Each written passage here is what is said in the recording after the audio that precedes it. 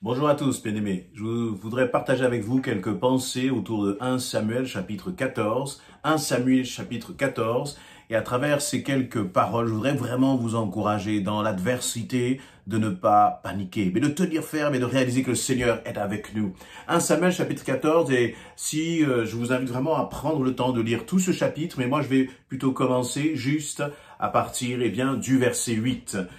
Son serviteur, à partir du verset 8, Jonathan lui expliqua. Donc, quel est le contexte? Jonathan est là avec son serviteur, avec son écuyer, et puis ils vont se lever pour aller en bataille contre le peuple des Philistins, contre le peuple ennemi. Et donc, tous les deux, ils vont comme laisser l'armée, le peuple d'Israël, pour laisser l'armée en fait d'Israël avec Saül, dirigé par Saül, et puis ils vont commencer à se faufiler, monter sur une montagne pour attaquer les Philistins. Ils vont faire donc preuve d'audace. Et donc à ce moment-là, eh bien justement, Jonathan va proposer à son écuyer ceci. Jonathan lui expliqua au verset 8, « Écoute, nous allons nous faufiler jusqu'à ces hommes, donc jusqu'aux Philistins, puis nous nous découvrirons brusquement à eux. S'ils nous disent, halte, ne bougez pas jusqu'à ce que nous vous ayons rejoints, nous resterons sur place et nous ne monterons pas jusqu'à eux. Mais s'ils nous disent de monter jusqu'à eux, nous irons. Ce sera pour nous le signe que l'Éternel nous donne la victoire sur eux. » Lorsqu'ils se montrèrent, tous deux aux hommes du poste des Philistins, ceux-ci s'écrièrent, « Tiens, voici les Hébreux qui sortent des trous où ils s'étaient cachés. » Et s'adressant à Jonathan et au jeune homme qui portait ses armes, ils leur crièrent, « Montez jusqu'à nous, nous avons quelque chose à vous apprendre. » Alors Jonathan dit à son serviteur, « Suis-moi là-haut, car l'Éternel donne à Israël la victoire sur eux. » Jonathan grimpa, je suis au verset 13, Jonathan grimpa en s'aidant des mains et des pieds, et le jeune homme qui portait ses armes le suivait. Ils attaquèrent les Philistins qui tombèrent sous les coups de Jonathan, tandis que le jeune homme les achevait derrière lui. Ils massacrèrent ainsi une vingtaine d'hommes sur un espace de quelques mètres carrés. La panique se répandit dans le camp philistin, elle gagna toute la région et toute l'armée. Les avant-postes et la troupe de choc furent terrifiés à leur tour. De plus, la terre se mit à trembler, Dieu lui-même sema la panique parmi eux. Amen, amen. Voilà donc, comme je l'ai dit dans le contexte, eh bien, l'armée d'Israël, l'armée des Hébreux est confrontée, est en combat face à l'armée des Philistins. Et chacun est comme posté là dans son camp en attendant de voir comment l'un et l'autre va réagir. Et c'est une très belle image, justement, de la façon dont parfois, eh bien, l'ennemi de nos âmes est là comme campé contre nous. L'ennemi de nos âmes est campé contre l'Église. L'ennemi de nos âmes est campé contre ta famille, contre ta situation professionnelle, contre tes finances, contre tes projets. Et puis, il est là en train d'attendre. Mais voyez, dans ce temps d'attente, parfois, lorsque nous faisons face à l'épreuve, aux circonstances, aux situations difficiles, nous commençons à paniquer. Nous commençons à avoir peur. Mais là, on voit que Jonathan, eh bien, le fils de Saül, va faire preuve d'audace. Il va faire preuve d'audace. Et dans cette audace, il va appeler à l'Éternel. Il va commencer à se lever. Il va commencer à mettre en place une stratégie, un plan, un projet. Et dans cette stratégie, que va-t-il faire? Il ne va pas aller seul. Il va dire ceci, eh bien, en parlant avec le serviteur qui l'accompagne, il va dire au serviteur, eh bien, nous allons monter là sur la montagne. Et puis lorsque nous allons monter sur la montagne, nous allons rencontrer, eh bien, justement, les gardes adverses qui sont là en train de veiller. Et puis, si les gardes nous demandent de nous arrêter et qu'ils vont nous rejoindre, alors ça signifie que le Seigneur n'est pas avec nous. Mais si par contre, les gardes nous demandent de les rejoindre, alors nous considérons que l'Éternel est avec nous. Et donc, ce que l'on voit là, ce que l'on apprend là, c'est que Jonathan avait ce désir de remporter la victoire. Mais il n'a pas écouté sa chair. Il a commencé à avancer et en avançant, il a demandé à ce que le Seigneur puisse manifester son approbation, puisse donner son approbation dans l'action, dans le projet que Jonathan était en train de mener. Et là, Jonathan va s'approcher. Et pendant qu'il va s'approcher, les gardes vont dire à Jonathan et à son serviteur, « Venez monter ». Et donc, Jonathan va voir là la main de l'Éternel à travers ce signe.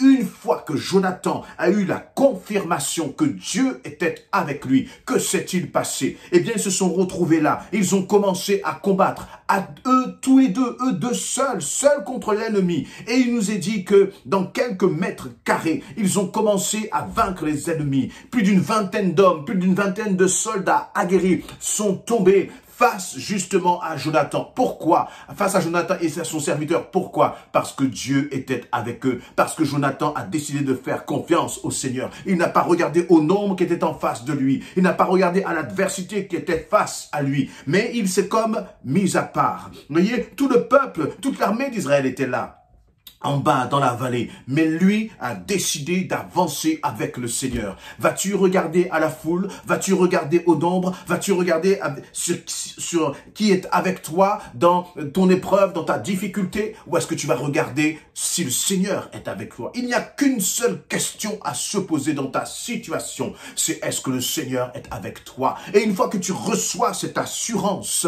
alors tu peux aller, parce que Dieu manifestera sa gloire, quel que soit le nombre d'ennemis, quelle que soit l'intensité de l'épreuve et de l'attaque. Si Dieu est avec toi, alors personne ne pourra te voler la victoire, parce que c'est lui qui ouvre la porte, c'est lui qui ouvre les brèches. Et ce qui est intéressant de voir dans ce passage de 1 Samuel 14, c'est que à partir du moment où ils sont montés, eh bien ils ont porté les armes, et puis ils ont commencé à combattre. Il nous est dit que Jonathan va grimper en faisant des mains et des pieds, c'est-à-dire il y a une dimension d'effort.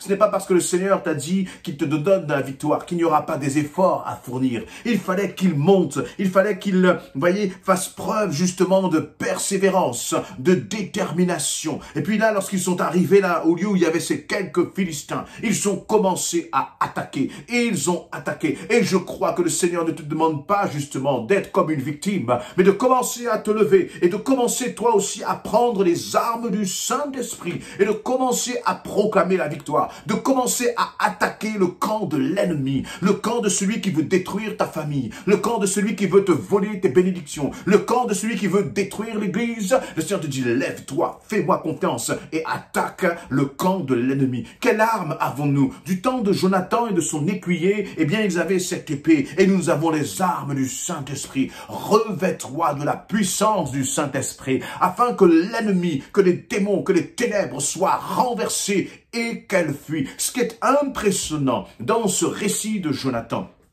c'est ces versets 13 et ces versets 14. Il nous est dit, ils attaquèrent, verset 13, ils attaquèrent les Philistins qui tombèrent sous les coups de Jonathan, tandis que le jeune homme les achevait derrière lui. Verset 14, ils massacrèrent ainsi une vingtaine d'hommes sur un espace de quelques mètres carrés. Ça veut dire qu'il y avait une telle intensité de l'ennemi, une telle pression de l'ennemi sur ces quelques mètres carrés. Mais peu importe cette pression, Dieu était au contrôle de cette situation. Chaque coup d'épée que Jonathan donnait, chaque coup de bouclier que Jonathan mettait, l'Éternel était dans ses coups. Et je crois que le Seigneur est avec toi dans ta prière. Lorsque tu commences à intercéder, lorsque tu commences à proclamer le nom de Jésus-Christ, le Seigneur entre avec puissance dans tes paroles. Et tes paroles font trembler le camp de l'ennemi. Voyez, là, ce qui nous est dit, c'est que à partir de ce verset 15, il y a un mot qui est important, c'est la panique se répandit dans le camp